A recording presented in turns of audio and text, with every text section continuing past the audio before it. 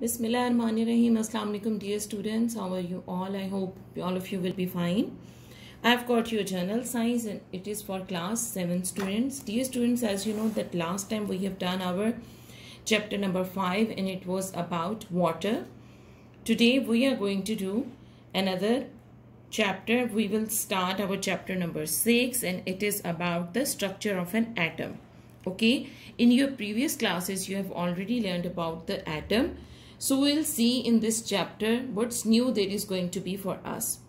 So open page number 57 of your book and start reading with me. We have learned in class 6 that atom is the smallest particle of matter that cannot exist independently. हमने 6th class में already पढ़ा है कि atom smallest particle है matter का और ये independently exist नहीं कर सकता, यानी ये अलग से नहीं रह सकता. Everything in the universe is made up of atoms. Our body is also composed of several trillions of atoms. A Greek philosopher, Democritus, gave the idea of atom for the first time. Then in 19th century, John Dalton from England presented the first atomic model. According to him, all matter is composed of atoms. Atoms can neither be created nor destroyed. Okay? तो तमाम जितना matter है वो किससे compose हुआ है? Atom से. और ये आइडिया सबसे पहले एक ग्रीक फिलोसोफर ने दिया और फिर 19th सेंचुरी में जॉन डाल्टन ने हमें बताया कि एटम क्रिएट भी नहीं हो सकता और डिस्ट्रॉय भी नहीं हो सकता. Let's read about the structure of atom. Is there any particle smaller than atom? Sure there is. Atoms are made up of even smaller particles called electron, protons and neutrons. The central part of the atom is called nucleus. Protons and neutrons are present in it. Okay. So as we have learned that atom is the smallest particle. So is there anything smaller than atom? Yes, there is. The particles that made an atom are smaller than atom itself. The central part of an atom is having a nucleus. Here you can see we have got a nucleus. And in this nucleus, we have got protons and neutrons. Okay. And the electrons, they revolve around the nucleus. These are the electrons and they are revolving around the nucleus. आप इस structure को देखें तो आपके mind में क्या आता है? आपके माइंड में आपका सोलर सिस्टम आ जाता है. जिस तरह से कि अर्थ और दूसरे प्लेनेट आपके सन के इर्द गिर्द रिवॉल्व कर रहे होते हैं, इसी तरह ये इलेक्ट्रॉन, न्यूट्रॉन और प्रोटॉन जो कि न्यूक्लियस में है उनके इर्द गिर्द इस तरह रिवॉल्व कर रहे होते हैं.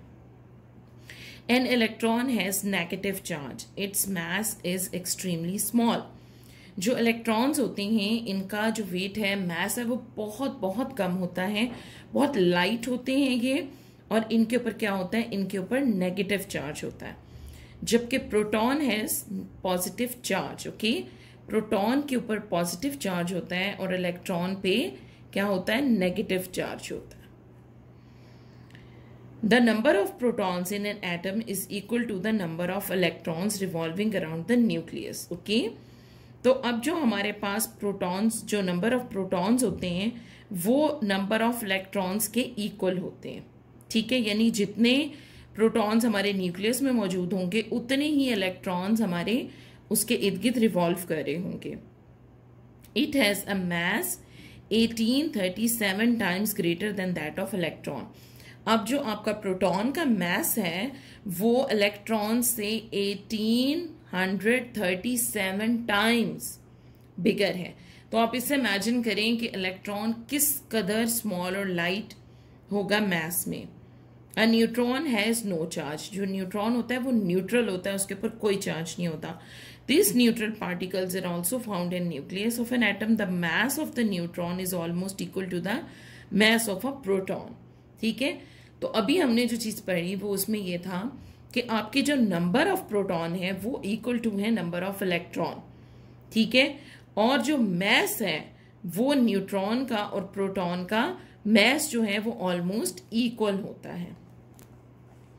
Extend your thinking. How proton, neutron and electrons are alike and different?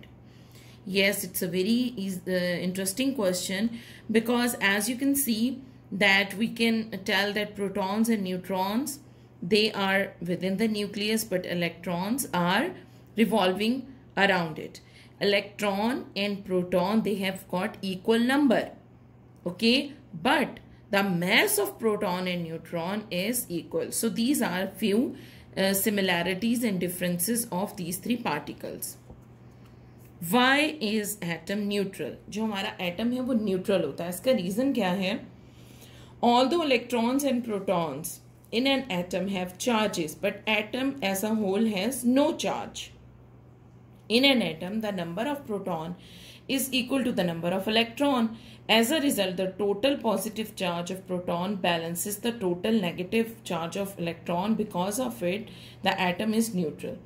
तो किस तरह एटम न्यूट्रल है कि आपके जो प्रोटॉन्स और इलेक्ट्रॉन्स हैं उनका चार्ज सेम होता है, तो वो क्या करता है कि एक दूसरे को क्रॉस कर देता है और उसकी वजह से जो हमारा एटम है वो न्यूट्रल होता है. Atomic and mass number. The number of protons present in the nucleus of an atom is called its atomic number, और हम इसको किससे रिप्रेजेंट करते हैं? जी से. Okay, so the number of protons are called what? Atomic number of that atom. The hydrogen atom has 1 proton in its nucleus. Its atomic number is 1.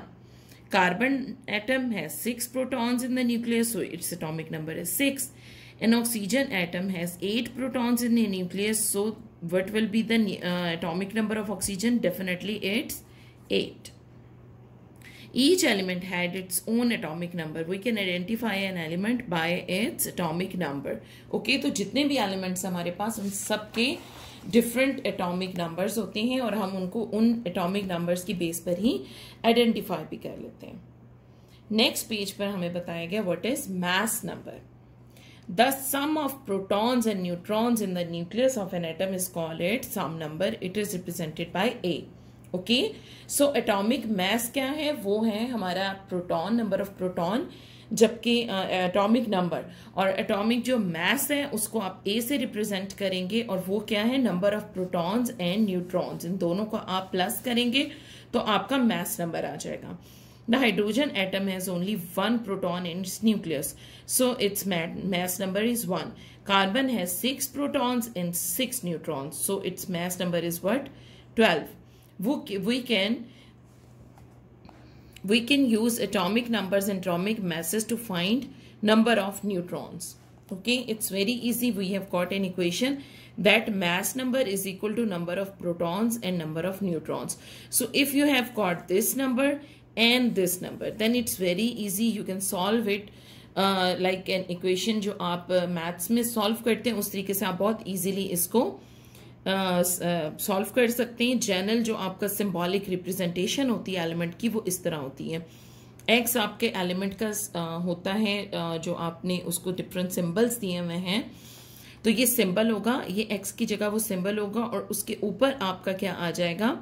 Atomic आपका जो है ये एटॉमिक नंबर नीचे आएगा और एटॉमिक मास आपका ऊपर आ जाएगा. ठीक है, ये आपका क्या है?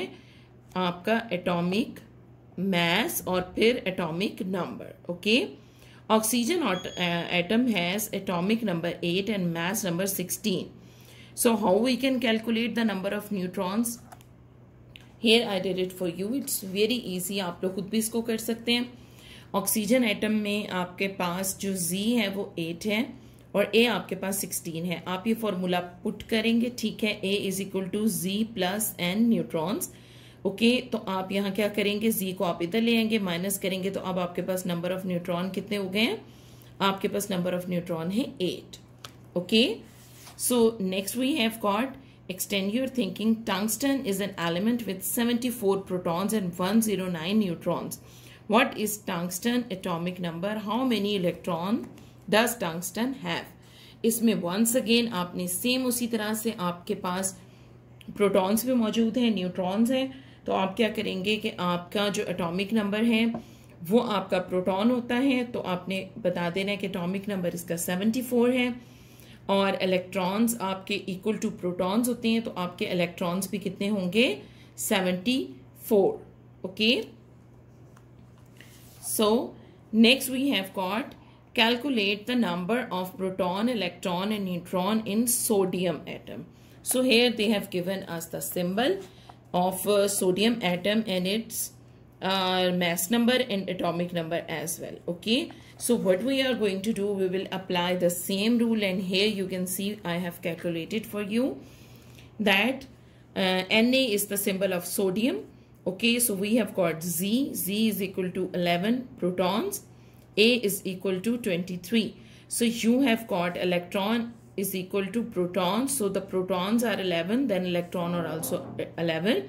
Then you will apply this equation that we have learned, और इस तरीके से आप इसका जो Z है इसको यहाँ लाके आराम से आपका जो number of neutrons है वो आपने find out कर लिया, it's 12. Okay.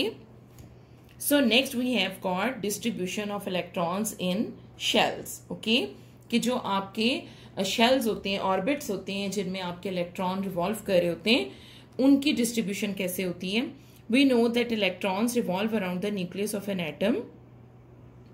The path, इधर देखेंगे, the paths of movement of electrons around the nucleus is called shell. Okay, जैसे हम इसको orbits बोलते हैं आपके solar system में, तो वो orbits यहाँ पे क्या कहलाते हैं? Shell. Electrons are distributed in different shells. Different shells में हम अपने electrons जो हैं वो distributed भी होते हैं और revolve कर रहे होते हैं. Shells are also called energy levels.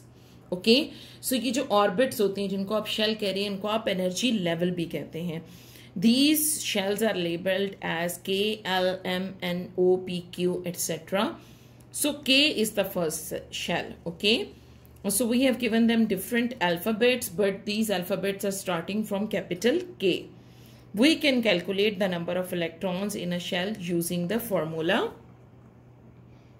Okay, here you have got the formula. Number of electrons in a shell is equal to 2n square. So n is the number of the shells. Okay, तो जितने number आपके होंगे, जितने shells होंगे, like आपके 2 हैं, 2 square means कि आपका 4 आ जाएगा, 2 into 4 is equal to 8. So likewise आपका जैसे ये है कि shell number of shell number 1 is K, shell number 2 is L, shell number 3 is M.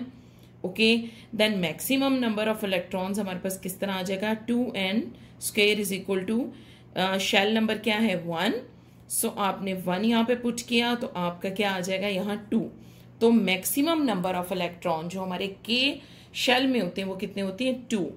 Then आपके पास आ जाता है शेल नंबर 2, L शेल. तो आपके पास नंबर ऑफ शेल कितने हैं? 2. You will put 2 in this n. So 2 2s are 4 and then 4 multiplied by 2 is equal to 8.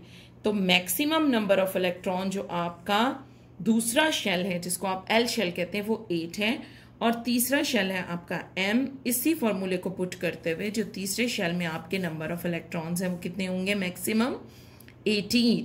सो 2 8 18. इससे ज़्यादा number of electrons आपके एक शेल में नहीं होंगे जो कि यहाँ पर्टिकुलर मेंशन किया हुआ है. ठीक है, इस तरीके से आप इसको इस डायग्राम में देख सकते हैं. एटॉमिक स्ट्रक्चर ऑफ 15 एलिमेंट्स, ये सारा यहाँ पे दिया हुआ है, बड़ा इंटरेस्टिंग है. इसको 1 by 1 आपने इन सबको देखना है, और अगर आपको इनका ये जो आपको फार्मूला अगर पता चल जाता है तो फिर बहुत इजीली आप इस पूरी पिक्चर को ड्रॉ भी कर सकते हैं. ठीक है, और आपके लिए इसको याद करना भी आसान होगा. ये तमाम जितनी भी यहाँ पे दी हुई हैं ये सब के सब आप लोगों के लिए मस्ट हैं कि आपने इसको अच्छे से याद करना है, क्योंकि इनमें से किसी के मुतालिक भी आपसे पूछा जा सकता है. So this should be the one जो आपने चीज़ याद रखनी है. एलिमेंट का जो आपकी ये डिटेल है ये बहुत इंपॉर्टेंट है. ये आप अगर सबकी याद कर लेते हैं तो आप इसका जो एटॉमिक स्ट्रक्चर है वो बहुत इजीली ड्रॉ कर लेंगे. Move on to the next page. Why do atoms combine? अब 2 एटम आपके पास कंबाइन होते हैं, वो कैसे कंबाइन होते हैं और क्यों कंबाइन होते हैं? Atoms combine with other atom, but they stop reacting with other atoms and become stable when their outermost shell is complete, having 8 electrons, or they have only 1 shell then with 2 electrons. ठीक है, तो आपके जो atom है अगर उसके जो outer most shell है, जितने भी शेल उसके अंदर हैं, आउटर मोस्ट जो उसका शेल है अगर उसके अंदर उतने इलेक्ट्रॉन हैं जितने होने चाहिए, यानी फर्स्ट में 2, सेकंड में 8 और थर्ड में 18, अगर इतने हों तो फिर वो क्या हो जाता है, वो स्टेबल हो जाता है। अब वो किसी और से रिएक्ट नहीं करेगा क्योंकि वो स्टेबल हो गया, उसके नंबर ऑफ इलेक्ट्रॉन्स कंप्लीट हो गए हैं। For this purpose an atom can lose, gain और share its electron with other atoms. अब इससे क्या होगा कि ये चीज़ ये अब आप अगर देखें यहाँ पे तो आपका जो नंबर ऑफ इलेक्ट्रॉन्स हैं हाइड्रोजन में वो 1 है। अब 1 का मतलब है कि ये हाईली अनस्टेबल है क्योंकि इसके जो आउटर मोस्ट शेल है वो एक ही है और उसमें 2 होने चाहिए इलेक्ट्रॉन्स। अब ये क्या करेगा, हाइड्रोजन के एक और एटम के साथ ये रिएक्ट करेगा और ये देखें इन दोनों के पास अब कितने हो गए, इन दोनों के पास अब 2 इलेक्ट्रॉन्स हो गए इनके आउटर मोस्ट शेल में। अब ये स्टेबल हो गए, ठीक है, और इसको आप क्या कहेंगे, एक हाइड्रोजन का molecule. Okay, so next we have got valency and ions. Next topic है हमारा valency and ions. Let's read about valency first. Valency is the capacity of an atom to combine with other atom. अब एक atom की जो एक capacity है, ताकत है कि वो दूसरे एटम के साथ जुड़ सकता है, उसको हम क्या कहते हैं, उसकी valency. So valency can also be defined as follows, the number of electrons that an atom wants to lose, gain और share is called its valency. ठीक, यानी नंबर ऑफ जो इलेक्ट्रॉन्स हैं जो कि एटम किसी दूसरे एटम के साथ शेयर करता है, उसको दे देता है एटम्स या उससे ले लेता है, तो इसकी जो इस कैपेसिटी को, इसकी इस पावर को क्या कहते हैं, हम इसकी वैलेंसी कहते हैं। तो वो जो नंबर ऑफ इलेक्ट्रॉन्स हैं उनको हम क्या कहेंगे कि जो आपके शेयर हो रहे हैं, गेन हो रहे हैं या लूज हो रहे हैं, उसको हम कहेंगे वैलेंसी। एग्जाम्पल देखते हैं, इससे आपको ज्यादा अच्छे से समझ आएगा। Sodium atom loses 1 electron, it's valency is 1। जो फ्लोरीन एटम है वो 1 इलेक्ट्रॉन गेन कर सकता है, सो इसकी भी वैलेंसी 1 है। हाइड्रोजन शेयर्स 1 इलेक्ट्रॉन, उसकी वैलेंसी भी 1 है। कॉपर, मैग्नीशियम एंड ऑक्सीजन है वैलेंसी नंबर 2। क्यों? क्योंकि ये 2 जो इलेक्ट्रॉन्स हैं उनको ये शेयर कर सकते हैं, गेन कर सकते हैं और लूज भी कर सकते हैं। Okay, so the valency of aluminium and nitrogen is 3, the valency of carbon is 4। Okay, तो आपके जो एटम के आउटर मोस्ट शेल में जो इलेक्ट्रॉन्स हैं, अगर आप उनको शेयर करते हैं, गेन करते हैं या लूज करते हैं, तो उसको हम क्या कहेंगे, वैलेंसी, कि ये इस एटम की वैलेंसी है कि ये 1 इलेक्ट्रॉन दे सकता है या ले सकता है या शेयर कर सकता है। सो आयन किसको बोलते हैं? एन एटम विथ पॉजिटिव और negative charge is called an ion. Okay, अब आपके एटम वैसे तो यूजली क्या होता है, न्यूट्रल होता है, हमने यही पढ़ा, but N atom can be negative और पॉजिटिव। अब ये कैसे पॉसिबल है, ये अभी हम इसमें पढ़ेंगे। For example sodium ion, chloride ion, oxide ion, copper ion. Okay, अब ये देखिए इन सब के साथ इनका ऊपर एक एक नंबर लगा हुआ है, ठीक है। When an atom releases its 1 or more electrons from the outermost shell, the number of proton becomes more than number of electrons. Okay, अब suppose हमारे पास यहाँ पर एक एटम है और इसके पास यहाँ पर क्या है, इलेक्ट्रॉन है 2। सो इट मीन्स कि इसके न्यूक्लियस में 2 प्रोटॉन्स भी होंगे। अब इनमें से एक इसने दे दिया, तो अब इसके पास क्या हो गया, 1 इलेक्ट्रॉन रह गया। सो अब क्या हुआ कि नंबर ऑफ प्रोटॉन्स ज्यादा हो गए, नंबर ऑफ इलेक्ट्रॉन्स कम हो गए। ठीक है, पहले थे 2, अब -1 हो गया, तो इज इक्वल टू 1 हो गया। तो अब आपके पास सिर्फ 1 इलेक्ट्रॉन है जबकि 2 प्रोटॉन है। तो प्रोटॉन किसके ऊपर क्या चार्ज होता है, पॉजिटिव। तो अब आपका क्या एटम हो जाएगा, आपका एटम पॉजिटिवली चार्ज हो जाएगा। इसी तरह अगर आप एक और इलेक्ट्रॉन इसमें ऐड कर देते हैं तो क्या होगा, अभी हो गए 1 2 3, तो 3 इलेक्ट्रॉन है, 2 प्रोटॉन्स है। तो अब क्या होगा, इलेक्ट्रॉन के ऊपर क्या होता है, नेगेटिव चार्ज, तो आपका एटम क्या होगा, नेगेटिवली चार्ज हो जाएगा। ओके, तो आपका जो एटम है वो पॉजिटिव और नेगेटिवली चार्ज कैसे होता है, जब वो अपने जो इलेक्ट्रॉन्स हैं या तो उनको दे देता है या ले लेता है। Okay, it becomes positive ion. Ion, positive ion किसको कहते, का एक और नाम है, इसको कहते हैं cation. Cation When an atom absorbs one or more electron in its outermost shell, the number of electron increases and it becomes a negative ion, and we call it anion. Okay, so negative charge हो तो anion और positive charge हो तो cation. Cation, anion. और cation किस तरह आएगा? जब आप अपना जो इलेक्ट्रॉन है उसको क्या करेंगे, उसको लूज कर देंगे, उसको दे देंगे, और फिर वो आपका जो है पॉजिटिव चार्ज ज्यादा होगा तो cation हो जाएगा, और जब आपका एटम एक इलेक्ट्रॉन ले लेगा तो फिर क्या हो जाएगा, वो नेगेटिवली चार्ज हो जाएगा और उसको हम कहेंगे एनाइन.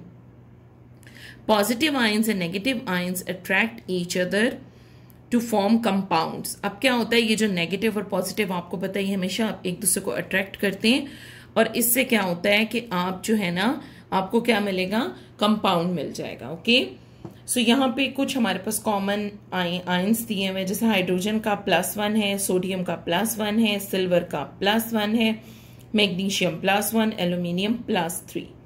ओके, सो प्लस का मतलब क्या है कि ये सब पॉजिटिवली चार्ज्ड हैं, इन्होंने अपने इलेक्ट्रॉन्स दे दिए हैं. और एनाइंस की हमारे पास क्या एग्जाम्पल है, fluoride -1, chloride -1, oxide -2, sulphide -2 and phosphide -3. Okay, तो ये सब क्या है, नेगेटिवली चार्ज हैं बिकॉज इन्होंने इलेक्ट्रॉन्स गेन किए हैं. When a glass rod is rubbed with silk, the rod become positively charged. What type of particle is the atom in the rod has been removed? Okay, अब जब आप rod को अगर कभी silk के कपड़े से आप रब करें ग्लास की रॉड को, तो क्या हो जाएगा, वो पॉजिटिवली चार्ज हो जाएगी. पॉजिटिवली चार्ज होने का मतलब क्या है कि उसमें से जो इलेक्ट्रॉन्स हैं वो रिमूव हो जाएंगे. ठीक है, आपके इलेक्ट्रॉन्स उस एटम में से रिमूव हो जाएंगे.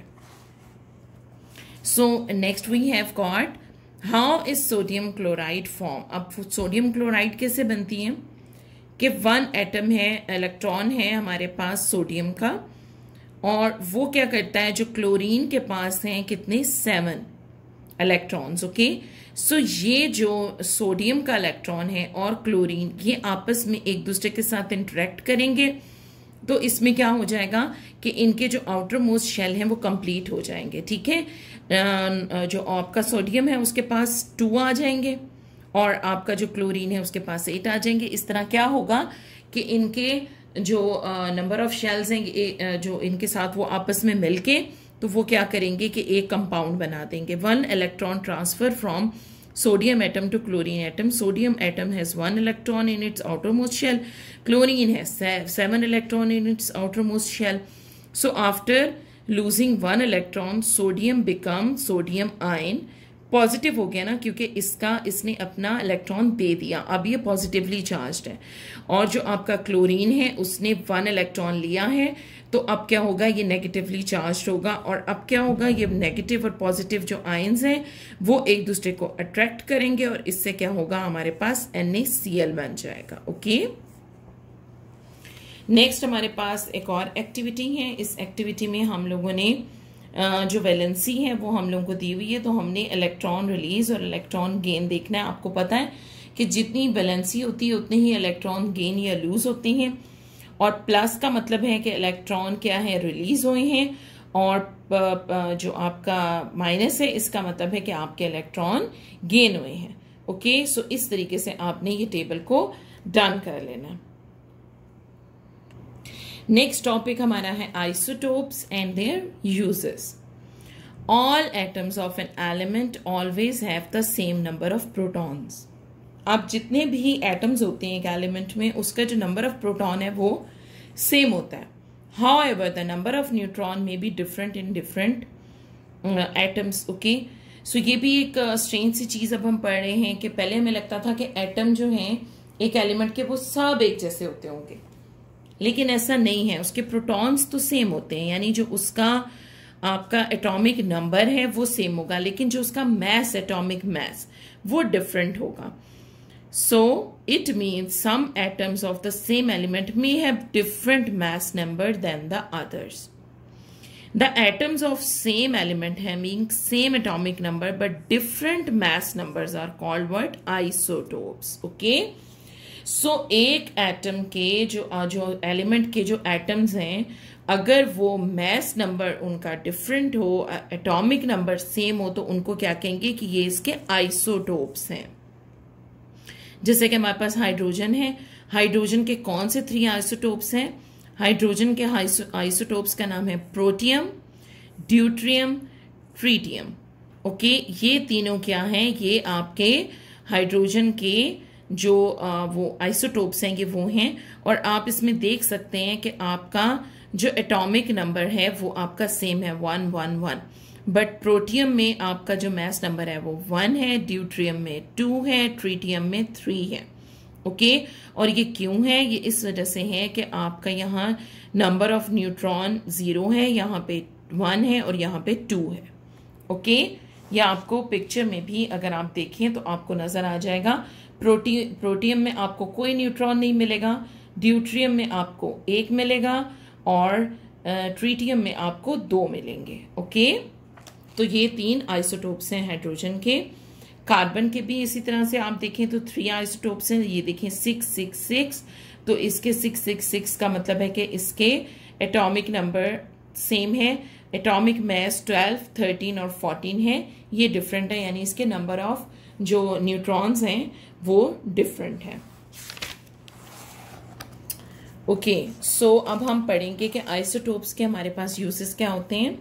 Isotopes are of great importance in the field of medicine and agriculture. Agriculture और medicines में हम इनको use कर सकते हैं isotopes को. Carbon 14 is used to calculate the age of a plant. Nitrogen 15 is used to study the effect of nitrogenous fertilizers in plant. आपको पता है fertilizers दी जाती हैं plants को, तो उनका effect note करने के लिए हम nitrogen 15 use करते हैं. Sodium 24 is used to study circulation of blood. Phosphorus 32 is used in the treatment of blood cancer and bone diseases. Chromium 51 is used to study red blood cells in patients with blood deficiency. Okay, ऐसे patients जिनमें blood की कमी होती है, उनको उनके red blood cells को study करने के लिए chromium 51 use होता है. Iron 59 is used to study absorption of iron in the human body. Cobalt is used in cancer treatment. Iodine 131 is used to treat a disease called goiter. Goiter basically एक ऐसी disease होती है जो कि आपके जो नेक में होती है, आपका थायराइड ग्लैंड, उसकी वजह से होती है. ओके, और आयरन की जो आयोडीन की डेफिशिएंसी हो जाती है तो ये डिजीज होती है. ओके, और इससे आपका क्या होता है, जो आपका गला है, गर्दन है, वो एकदम मोटी सी हो जाती है. तो उसके लिए डॉक्टर्स क्या करते हैं कि आयोडीन एक्स्ट्रा फूड में शामिल करवाते हैं, उसके ड्रॉप्स मिलते हैं, वो दिए जाते हैं ताकि ये वाली जो डेफिशिएंसी है इसको ओवरकम कर सकें. ओके, सो डियर स्टूडेंट्स, हम लोगों का तकरीबन हाफ चैप्टर हो गया है. So that's all from today's lecture. आपको इसके नोट्स मिल जाएंगे, आप लोगों ने ज़रूर अपने एडमिन ऑफिस से ले लेने और साथ के साथ आपने इनको याद करना है. ठीक है, मोस्टली जो आपके क्वेश्चन आंसर्स हैं वो आपको इस चैप्टर के में से ही मिल जाएंगे. बहुत स्ट्रेट फॉरवर्ड आंसर्स गिवन है यहाँ पर टॉपिक के नीचे. ओके, सो नेक्स्ट टाइम हम इसको कंटिन्यू करेंगे और इंशाल्लाह इसकी जो रीडिंग है उसको फिनिश करेंगे. तब तक अपना बहुत ख्याल रखिएगा.